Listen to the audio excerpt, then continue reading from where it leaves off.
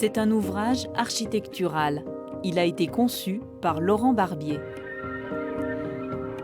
Doté de haubans culminant à 25 mètres, le pont de Puget-Théniers surplombe le Var avec grâce et sans mettre un pied dans l'eau. À cet endroit, le fleuve est étroit. Il fallait en tenir compte. D'une part, pour éviter en cas de crue pendant le chantier que le chantier soit fortement perturbé, ce qui impliquerait des surcoûts. Et d'autre part aussi pour éviter d'avoir un obstacle au milieu de la rivière, c'est-à-dire qu'en cas de crue, vous avez effectivement des risques d'inondation qui sont aggravés.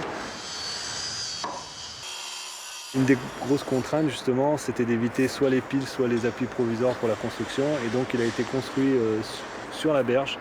Et il a été tourné après au-dessus du Var. En quelques heures, 4000 tonnes de béton pivotent à 90 degrés pour former ce nouveau pont qui doit permettre de rallier plus facilement une rive à l'autre. Les Pugettois ne veulent pas manquer cela.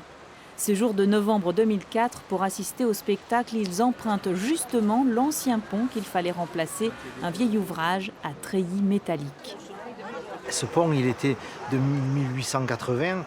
C'était technologie Eiffel, donc il était à voie unique et il y avait un gros problème de gabarit. C'est-à-dire aujourd'hui, tous les gros semis qui livraient l'hôpital ne pouvaient pas passer, il fallait décharger, recharger.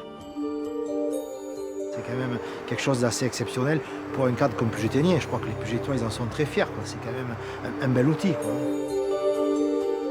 Le conseil départemental des Alpes-Maritimes a dépensé 6 millions d'euros pour cet ouvrage inauguré en 2006.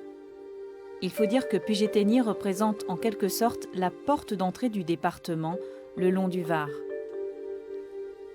En forme d'équerre et légèrement incliné, le pont de Puget-Théniers est cité dans les revues d'architecture. On peut remonter jusqu'à la source. Sur les 30 ponts qui traversent le fleuve, il est le seul à s'imposer de la sorte.